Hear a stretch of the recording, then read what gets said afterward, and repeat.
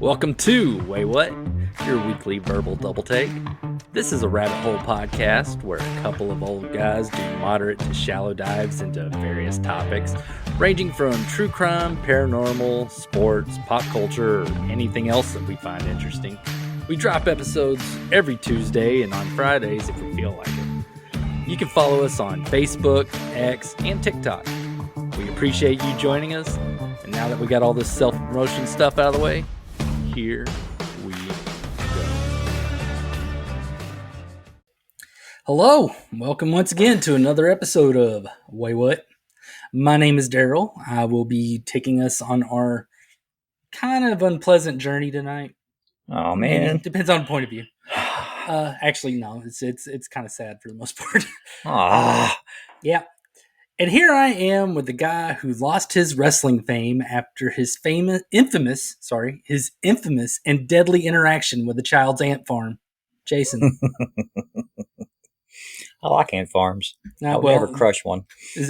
Jason, I don't care how many times you say that. You're never going to get to be a wrestler again. The time of your life's over. I know. Yeah. I know, it's hard. I just go back and watch my videos. Touch yourself. Oh, God. Just watch them in the bathroom.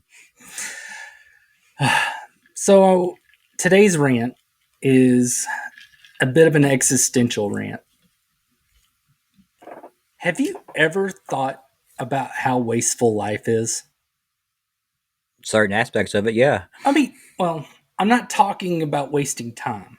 I'm not talking about like playing video games or people that just eat half of their fries and throw the rest away. I mean life as a whole. Each person has their own experiences, mistakes, triumphs, love, and all the rest of that crap. And then, boom, it's gone. It's just over. Whether it's heaven or hell, nothing, reincarnating into a butterfly or whatever, all that time and stuff and feelings are kind of just gone and done, just leaving this hope of whatever good memories the people around you have, that they're going to hold on to those and maybe talk about them with each other or their kids or whoever. Yeah, that's how you keep somebody alive, is by the memories. Yeah, but I look at it, I think it makes life a wasteful experience. It would be like playing Super Mario Brothers or Minecraft for any of you young people. And then as soon as you die in the video game, it gets deleted from your system and you never get to play it again. I mean, would you want to pay $60 for a game that does that? No. Of course not. It's wasteful. Now, I'm not saying that I think we should be like reincarnated with our brains already filled with a lifetime of knowledge. That would be horrible. Who wants to be cognizant of being pulled out of their mom's vagina? Nobody wants to be like, hey, what's happening? Oh, God, I know what's happening. No! I mean, maybe that is the case. And then we're all just so traumatized that we forget. Instantly forget. Yeah, your brain's like, everything. You don't want to remember that. Yeah. We go catatonic until we're like 2 or something. Oh, pretty funny. My vote, if whatever cosmic or infinite being that is making the call is listening or cares to listen, is we get another shot or 100 shots or hell, even like 1,000 shots at the same life over and over. Kind of like Mario Brothers, where you die and then you just go back to the beginning. I would be cool with that. We got these amazing, weird brains with all this extra subconscious space. Just pack all those old memories in there, just like really, really deep. And then as we have another chance at the person that we were, we come across one of those mistakes or, fork in the road. Our brain has the slightest hint or intuition. And then maybe this time we make a new choice or we take a different path. Or you smell something familiar. Maybe. Just triggers it. Smell is the sense most related to memory. Uh-huh. Now, it is kind of horrifying if what I'm saying is what already happens. and I still manage to keep making my major screw ups over and over, God or whoever, whatever, is sitting there on his heavenly couch watching and screaming, "Damn it, he keeps getting married at 19! Why won't they learn? Jesus! What? No, not you. I'm mad. I don't know. I mean, I really do hope that's an option after we die. Being someone with an exceptional long-term memory, I'd like there to be some value in my brain's ability to remind me about all of my worst decisions. It'd be a superpower then. It would be nice. Yep. Not making the same mistake twice. Yeah. Speaking of the fragility of life and bad decisions that lead us down a bad path, here's today's topic. Everyone who was around in the 90s remembers the months and months of the OJ trial. Oh, yeah. What a time. What a time. Yeah. Famous guy was on trial for murdering someone and the country was divided. He's guilty. Absolutely. He is not guilty. Blah, blah, blah. I had a significant portion of my family like, he's not guilty. I think Marcus Allen did it. Well, okay, whatever. Most of us remember recently when all the news for about 3 whole days was about Alec Baldwin shooting someone. Then the news moved on from that one pretty quickly. Yep, somebody else shot somebody. They're just kind of like, oh, no, yeah, okay. Moving on. Well, today I'm going to talk about celebrities that have killed people. Oh, that's subtle. And surprisingly, this is not a rare occurrence. So I'm specifying this episode as celebrities that have killed people in car accidents. Maybe we can explore the other ways they've done it in like a future part 5 episodes. or something. I am adding a caveat to this episode. Most of the time, whenever I do these kind of things, there's usually some sort of caveat. I'm not talking about any celebrities that killed passengers in their car.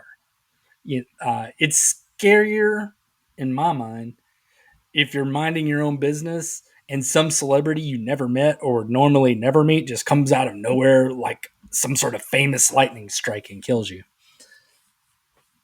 Whenever it's somebody that knows them, it's like, okay, well, you knew they drove like a douchebag or would get drunk while they did shit. So I'm not counting any of those because lots and lots of them have killed people that were riding with them.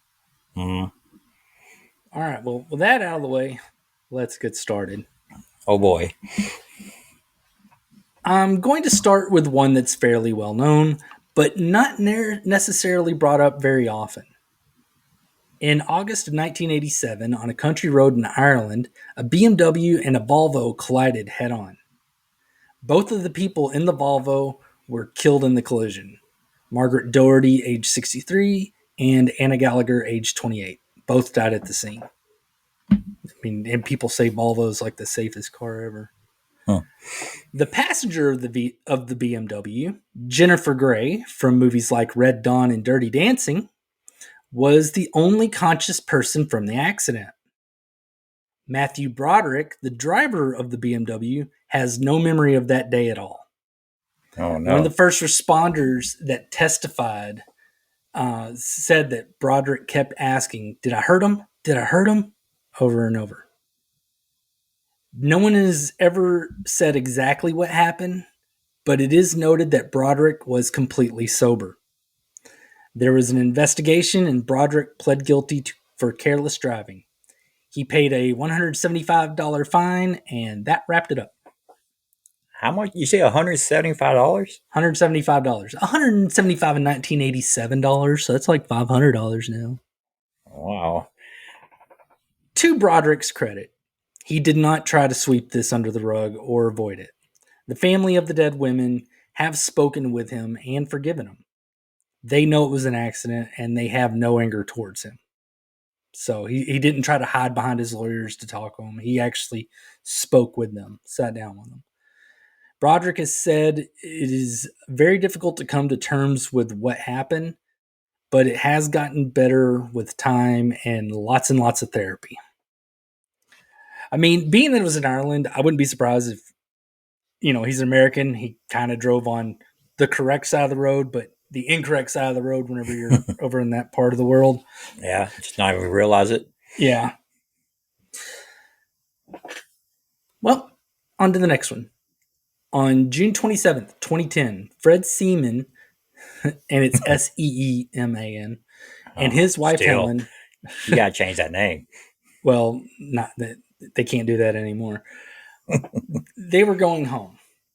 They slowed down to about 3 miles an hour to turn left into their driveway when a car going nearly 20 miles over the speed limit crashed into them. Damn. 60-year-old Helen Seaman was killed in the crash.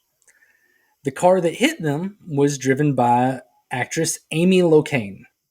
She was on Melrose Place and movies like Airheads, School Ties, and Crybaby. So, back in the day. Way back in the day. Mm-hmm. She's more of a 90s star. Her blood alcohol content was 0.23%, which is almost 3 times the legal limit. It's up there. Yeah. In November of 2012, she was found guilty of vehicular homicide and assault by auto. The sentence for her crime had a 5-year minimum prison sentence. However, Judge Robert Reed said, considering the welfare of her children, he was only going to sentence her to 3 years. So they had this mandatory minimum, and he's like, no, she's got kids. We're going to go less than that.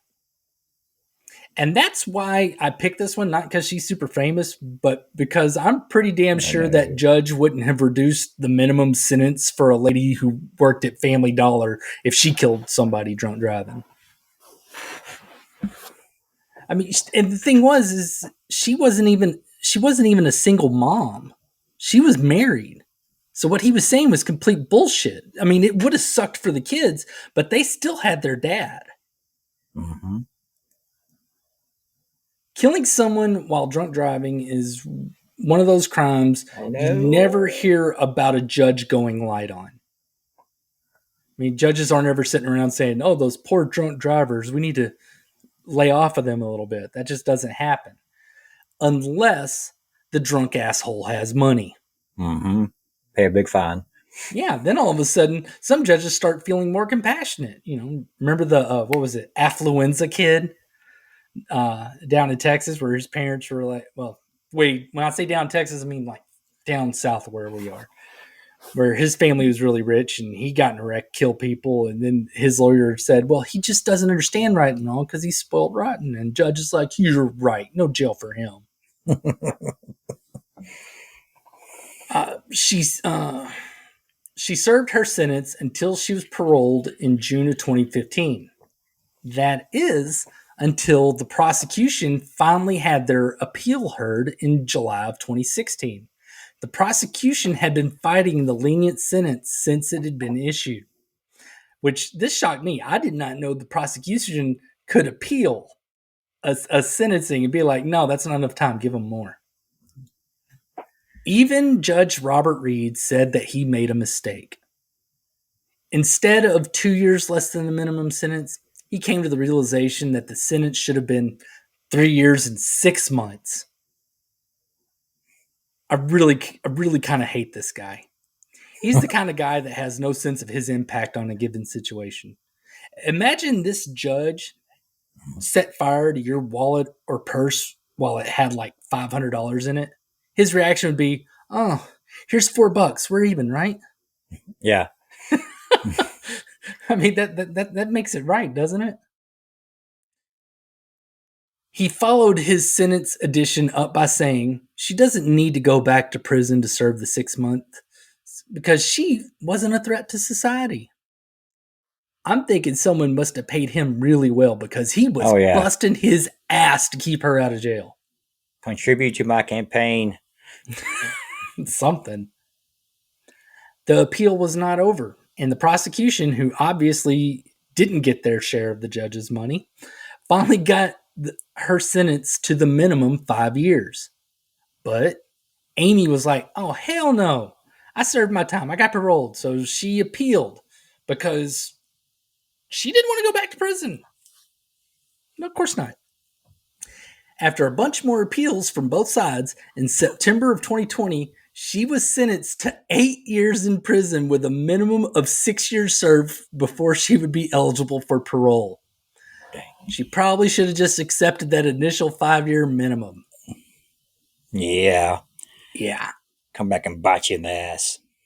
You know, it makes you say that went through so many appeals back and forth, and we wonder why our court systems are so clogged up with crap.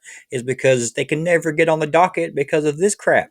Well, that's why there's appellate courts, though. That especially do appeals. So, I mean, they're not But still, congesting those the are regular even court. less than there are in district courts or county courts or justice of the peace courts or any of those.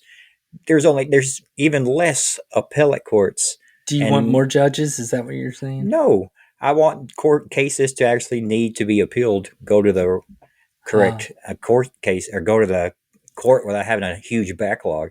I don't trust our system enough to really reduce the amount of appeals. Everybody's entitled to an appeal, but it just clogs it all up when you got shit like this going on. In December of 2024, she hit the 6-year mark and was released. Since then, I have no idea what she's doing because nothing new has been added to her filmography since 2020. So I don't know if she's just kind of just chilling out, relaxing, reading books, working at a Home Depot. I was going to say Starbucks. Yeah. All right, our next killer celebrity. In June of 2001, a 9-year-old boy named Jorge Cruz Jr. chased his soccer ball into the street. A car stopped so that the boy could run out there and get his ball. As he ran past the front of the stopped car to get his ball, another car swerved to pass the stopped car. Jorge was struck and killed by the car. The driver was a then 29-year-old Rebecca Gayheart, the former Noxzema girl. You would know her from movies like Urban Legend and Jawbreaker. But I know her from all of my youthful fantasies because teenage and early 20s Darrell had a huge crush on her. Whenever her sex tape came out, I was like, yeah. I mean, even though all it was her like hanging out in a bathtub with a former like Miss Teen America or something. But still, boobs. She wasn't intoxicated or anything like that. She was just impatient.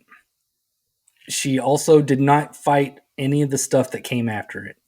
She pled no contest to a charge of vehicular manslaughter, so nip that right in the bud. With that, she was sentenced to probation, 750 hours of community service, and had her license suspended for a year. The parents of Jorge sued Gayheart for wrongful death. They settled out of court. Again, she didn't fight any of it. It's like, okay, we don't need to go back and forth in court over this. Here, how much do we need to give you to make you feel at least a little better? That's refreshing to hear. Yeah. She has since talked about the accident and said she considered killing herself for about a year. And during that time, she just embraced every single self-destructive behavior, trying to make that happen without actually purposely doing it. Yeah. Since then, she has come to terms with what happened and feels like she needs to live her life with purpose to make amends for what she did. She has dedicated a lot of her time and money since then to an organization called Chrysalis. It's a nonprofit that tries to help homeless people prepare for, find, and keep jobs. So instead of saying, here's some money or food to homeless people, it's like, hey, here, let's try to get you in a situation, where you can keep yourself off the streets. Of course, they live in California, so even if they're making $80,000 a year, they're probably still going to have to be homeless. I give her all the props on this. Anyone that can take negative feelings and some sort of catastrophe like this and focus it into energy for positivity is doing pretty damn good. So, do you remember her, the Noxzema girl? I think so. Total babe. I think it was mainly her hair. She had that like really thick, tight curl hair. And I don't know. I've always had a bit of a thing for that. I don't know why. I mean, they're for the longest. Like my dream girl was a girl with thick, tight curls, a black skirt with like about knee high boots. I don't really care what her top was, but she would have big jugs, and she'd be playing a piano. That's some fantasy. I mean, I was romantic in my head. That was just like, oh god, and I didn't understand what a biochemical engineer that understands FDA regulations inside now, how hot that was. I was too young. Now I know because I married that. So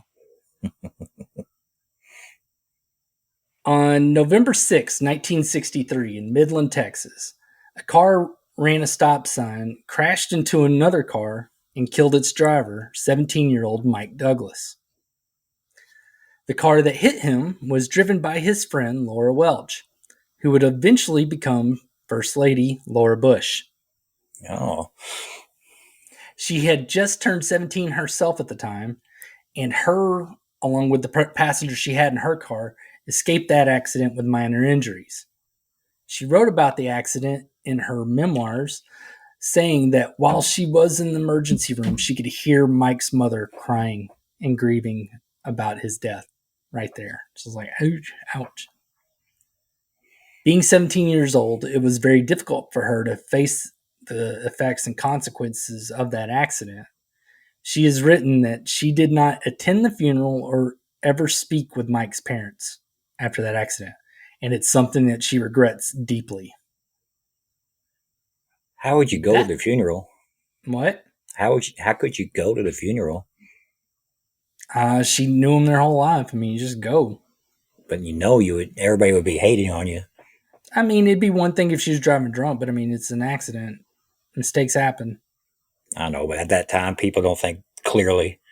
I don't know. I mean, it's hard to say.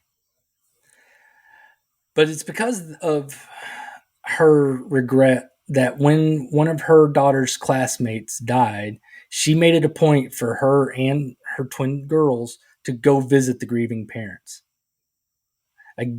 She wanted them to be able to confront this kind of uncomfortable thing, because it's not about how uncomfortable it makes you feel. It's about what you can do for the people that are hurting. Mm-hmm. And she wanted them to learn that lesson and be able to be capable of doing that as they got older. I mean, like I said earlier, anytime someone finds a way to learn or take positive action following something horrible like this, they're doing the right thing. And in her case, she's doing it the way that a parent should, where you try to have your kids learn from your mistakes so they don't have to carry the kind of weight that you do. Absolutely. Are you ready for another one? I am totally ready for another one. I bet you'll know who this guy is. In December of 1991, a car crossed the center line on a river road in Potomac, Maryland. It struck head-on with a car driven by a 21-year-old Isabel Duarte. She was transported to the hospital where she later died. The car that hit her was driven by a 23-year-old actor named Phill Lewis. Do you know who that is? No. Well, you might know Phill Lewis from his role as Mr. Mosby on The Sweet Life with Zach and Cody. Okay, I know that show. So he was the butler or the... He was like the hotel manager, the black guy, the little black guy. Okay. Or if you're me and other adults that didn't watch Sweet Life with Zach and Cody, you would know him from his role as Crazy Hooch from Scrubs. Okay. Yeah, he played a Dr. Hooch, and Hooch is crazy. Their jokes were always funny around it. Now, both of these roles were years after this accident, which might not bother you now, but it might bother you a little bit here, a little bit once you know all this stuff. The legal intoxication limit in Maryland at the time of the accident was 0.1% alcohol blood level. Lewis's BAC was almost 3 times that at 0.29%. Just shy. He was almost there. He claims to not be able to remember anything for 10 hours before the accident. His lawyer claimed at the time that they were, whenever they were trying all this, he claimed that they were trying to find who served him so much alcohol because they should be held responsible. Unfortunately, there is a law about that. I hate lawyers. I really do. I mean, I get it. You don't serve people whenever they're like can't sit on the bar stool and stuff like that. But at the same time, being somebody that worked service industry and stuff like that is just so many times it's just easier to say, "Here, have what you want. Now go the fuck away and leave me alone." Yes. You make $2 an hour. It's not worth fighting somebody over. Yeah, over a beer. Yeah. One source said that he went out with some friends from college and drank 15 drinks. He was not a very large man. He was like 5'6" and like 120 pounds, 130 pounds, little guy. After pleading not guilty, because he was going to fight it, at the trial for manslaughter, he was found guilty. He was like, not guilty. And they're like, no, you're guilty. He could have been sentenced to 10 years in prison. Instead, he was sentenced to 5 years in prison, but the judge suspended 4 of those years. Huh. His reasoning: Lewis worked with a prison-based theater troupe that performed for jails, schools, and churches. They did shows that highlighted the dangers of drugs. Yeah, it's like, okay, yeah, you did some nice stuff. That doesn't work for normal people. No. It never works for normal people. No. It's like if you're normal, they just throw the book at you next. But totally forget about you. Close the door, forget about you. So in the end, he spent 1 year in prison, 2 years on probation, and had 350 hours of community service. He got off. His was even an accident. Yeah, he was even in an. It was an accident. It was an accident, but his wasn't just being impatient or just a weird driving on the wrong side of the road. And his was just like Amy Locane. I mean, just drunk almost 3 times the limit, crash and kill somebody. She had the book thrown, not book thrown at her. She eventually got the book thrown at her because the prosecutor was like, "Screw you! I didn't get any of that bribe." Apparently, Phil's people knew how to spread the money out a little bit better, make sure that everybody was on board with it. Since completing his sentence, he has worked consistently with acting jobs. He got married and he has kids now. He hasn't had any more issues with drunk driving since, so it's not one of those things where it's like some asshole that gets busted for drunk driving and then they do it again. So it appears that he learned his lesson. I actually met somebody like that once. It was a guy that made me stop. I stopped hunting at the deer lease that I hunted at because of him. I mean, this dude got just slobbering, just stupid drunk at the deer lease. And the next day he got up and I told him where to go hunt. And I warned him. I was like, don't go to this one spot because that's right by where I'm hunting. It won't be safe. He went to where I told him not to go. And I was looking at a deer and then he shot at it. And I was like, what the fuck? And then I was talking to my dad about it. I was like, I don't feel safe here anymore. And he's like, well, that idiot one time killed a woman drunk driving, went to prison for it. He's like, can you see that dumbass getting slobbering ass drunk? Who does that after you kill somebody because of that? So it's like, ooh. There were some other ones that I was looking at going over. I mean, that still would have fit into this, but some of them still have like pending lawsuits and thing. I wanted stuff that it had already been completed and adjudicated and all that. But yeah, there's still a ton of other celebrities that have killed people in a variety of ways. Some of them, just flat out murderers. So it'll be fun if people want that again. Yeah. So yeah, if you want to know more about more celebrities that have killed people, let us know in the comments because there's enough for at least 2 or 3 more episodes. Wow. You could break it up into categories. Probably. Anything you want to add? Questions? No, that was just a sad episode, and it kind of shows that if you do have money most of the time, it actually does get you off a little easier. Yeah, that's why I need to win the lottery so that I can fuck up and be constantly bailed out on it. It'd be great. Like on Bill Murray on Kingpin. I finally have enough money that I could get away with anything. Yeah, pretty much. Yeah, his character was great. All right, well, join us next time when Jason, if he's not too busy appearing in court for driving his car through a Chick-fil-A after another one of his bath salt benders. Not on Sundays, though. Yeah, well, once he pays off the judge and DA, he'll tell us all about some stuff that'll make us say, Waywut. You can still drive a car through a Chick-fil-A on a Sunday. If you're on bath salts, you might hallucinate and think that you see people there. Oh, yeah. The cravings may be even harder at You'll that be time. like, there's all these people I can go eat their faces. Or whatever people on bath salts do. Yeah, I have no idea. All right, cool. Well, that's it. Bye. All right. See y'all later. Thank you for joining us for Waywut. If you would, tell your friends or your enemies that they can watch us on YouTube or Rumble. And if you don't want to see our face, or if they don't want to see our faces, you can listen to us on your preferred audio platform. That's Spotify, Apple Podcasts, Amazon Music, Pandora, you name it, we're probably on there. Please like, review, and comment on whatever platform you joined us on today. We'd appreciate that a ton. Again, just thank you for listening and watching. We hope you'll join us next time. We'll make you say, wait, what?